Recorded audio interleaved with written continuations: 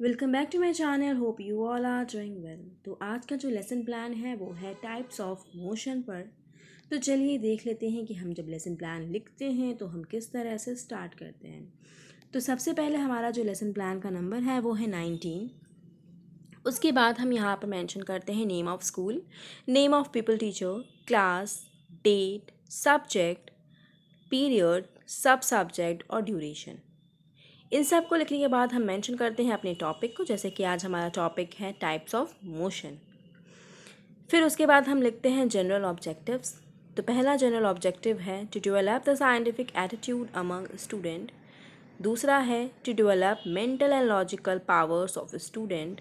Third point है हमारा to develop the interest of student in learning science. और fourth point है to develop scientific skill among students. General objective के बाद हम मेंशन करते हैं स्पेसिफिक ऑब्जेक्टिव। तो सबसे पहले हमारा है cognitive domain, they will be able to define the topic motion. Second है affective domain, they will be able to perceive the concept of motion. And psychomotor domain, they will be able to understand the application of motion. उसके बाद आता है हमारा teaching ads. तो यहाँ पे teaching add में हम ज़्यादातर लिखते हैं चॉक, डस्टर और ब्लैक बोर्ड, जिनका हम यूज़ करते हैं अपना जो भी हमारा टॉपिक होता है उसको पढ़ाने में क्लास में। अगर आप हमारे चैनल पर नए हैं और अब तक आपने हमारे चैनल को सब्सक्राइब नहीं किया है तो मेक श्योर कि आप हमारे चैनल को सब्सक्राइब कर दें, इस वीडियो को लाइक करें और साथ ही अपने दोस्तों के साथ ज़रूर शेयर करें। और उन लोगों के साथ ज़रूर शेयर करें जो किसी टीचिंग लर्निंग प्रोग्राम का हिस्सा हैं, जो कि बीएड या डीएलएड के स्टूडेंट्स हैं। मोस्ट प्रोबेबली बीएड वाले स्टूडेंट्स के लिए ये जो हमारा वीडियो है वो बहुत ज़्यादा हेल्पफुल होगा।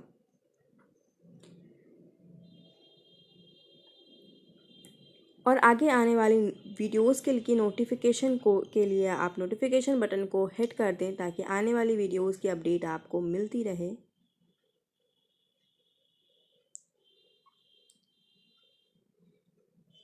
टीचिंग एड्स के बाद हम यहाँ मेंशन करते हैं प्रीवियस नॉलेज को।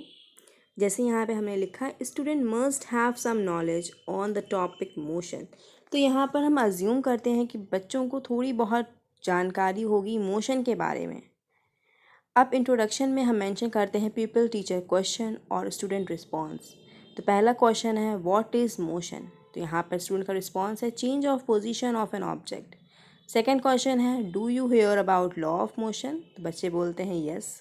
थर्ड क्वेश्चन है who gave the law of motion. तो बच्चे बोलते हैं न्यूटन। फोर्थ क्वेश्चन है what is law of motion. तो अब यहाँ पर बच्चों को एग्जैक्टली लॉ ऑफ मोशन के बारे में नहीं पता होता। फिर उसके बाद हम यहाँ पर अनाउंसमेंट ऑफ टॉपिक करते हैं। जब हमारा प्रॉब्लमेटिक क्वेश्चन आ जाता है, बच्चे जहाँ पर फंस जाते हैं, वहीं पर हम अनाउंसमेंट ऑफ टॉपिक करते हैं। जैसे यहाँ पर हमने अनाउंस किया well students today we shall study about the topic law of motion in more detailed information. तो इस तरीके से हमारा जो अनाउंसमेंट ऑफ टॉपिक होता है कि आज हम ये वाला टॉपिक पढ़ने वाले हैं, इसके बारे में हम बच्चों को बता देते हैं। अनाउंसमेंट ऑफ टॉपिक के बाद जो नेक्स्ट पॉइंट हमारा होता है वो होता है हमारा प्रेजेंटेशन। कहीं कहीं पर आपको ये प्रेजेंटेशन वर्ड दिया होता है और कहीं कहीं पर आपको एक्सप्लेनेशन वर्ड का इस्तेमाल किया होता है। तो कंफ्यूज नहीं होना है कि प्रेजेंटेशन है या एक्सप्लेनेशन है, दोनों ही टर्म इंटरचेंजेबल हैं। अगर आप चाहें तो प्रेजेंटेशन का इस्तेमाल करें या फिर एक्सप्लेनेशन वर्ड का इस्तेमाल करें। तो जब भी हम प्रेजेंटेशन करते हैं तो वहाँ पर हम 4 कॉलम्स बना लेते हैं। तो यहाँ पर हमने 4 कॉलम्स बनाए हैं। एक पहला कॉलम है टीचिंग पॉइंट, दूसरा है पीपल टीचर एक्टिविटी, तीसरा है स्टूडेंट एक्टिविटी और चौथा कॉलम है ब्लैक बोर्ड वर्क का। तो पहले पॉइंट हमने लिखा है फर्स्ट लॉ ऑफ मोशन और उसके बाद हमने यहाँ लिखा है it states that if a body is at rest or moving at a constant speed, it will remain at rest or keep moving until or unless an external force acted upon it. Student will listen carefully and blackboard work में it is also called law of inertia. Question में है give some example of first law of motion. Second point हमारा है momentum. Momentum is the product of mass and velocity of an object. It is denoted by p. Students क्या कर रहे हैं, listen कर रहे हैं और यहाँ पर हम ब्लैक बोर्ड वर्क पे फॉर्मूला लिख देंगे new is equals to m by v और p is equals to momentum, m mass and v velocity. Second law of motion. It states that the rate of change of momentum of a body is equal in both the magnitude and direction of the force on it. यहाँ पर question जो developing question है वो है what is the SI unit. तो उसके बाद हम ब्लैक बोर्ड वर्क में लिखते हैं, एक डॉट बनाते हैं और वहाँ से एक पॉइंट चलाते हैं। यू डॉट से हम एक पॉइंट लेकर चलते हैं वी पॉइंट तक, यहाँ पे वी डॉट तक। बीच में हम लिखते हैं टी और दोनों साइड हम लिखते हैं एम एंड एम। फिर उसके बाद हम नीचे फॉर्मूला लिखते हैं F is equals to M A या फिर F is equals to M into A. बच्चे यहाँ पर क्या करते हैं, बच्चे यहाँ पर केयरफुली लिसन करते हैं या फिर जो ब्लैक बोर्ड वर्क्स पे वर्क दिए गए हुए हैं उन्हें नोट डाउन करते हैं। फिर जो हमने क्वेश्चन पूछा था कि ऐसा यूनिट ऑफ फोर्स, उसके बारे में हम बच्चों से क्वेश्चन बना लेंगे, डेवलपिंग क्वेश्चन।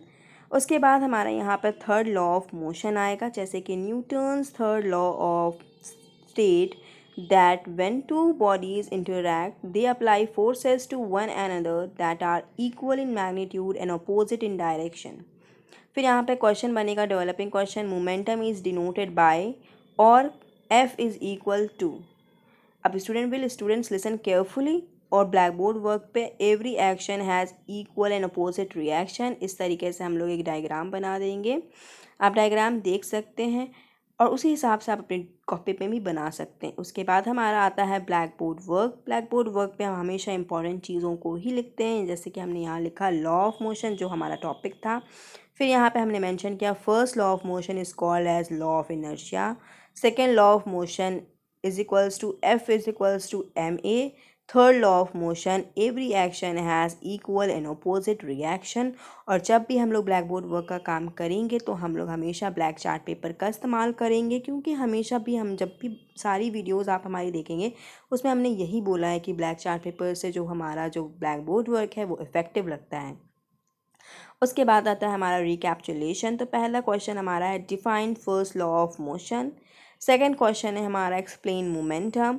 थर्ड क्वेश्चन है give expression for second law of motion. And fourth question है momentum is a product of. इस तरीके से हमने 4 क्वेश्चंस पूछे हैं रिकैप्चुलेशन में, जहां बच्चों को हम याद कराना चाहते हैं, दोहराना चाहते हैं कि आपने आज क्या क्या पढ़ा है। उसके बाद हम बच्चों को होमवर्क देते हैं, जैसे कि यहाँ पे हमने होमवर्क में दिया every action has equal in opposite reaction defines which law, और क्वेश्चन मार्क कर दिया। और दूसरा क्वेश्चन दिया एक्सप्लेन लॉज ऑफ मोशन। तो इस तरीके से हमारा जो लेसन प्लान है वो कंप्लीट हो जाता है। हमारा जो लास्ट स्टेप है वो है होमवर्क का। होप सो कि ये वीडियो आपके लिए हेल्पफुल रही हो, और अगर आप अब तक देख रहे हैं हमारी वीडियो को तो मेक श्योर कि आप हमारे चैनल को सब्सक्राइब कर दें, इस वीडियो को लाइक करें। Thanks for watching.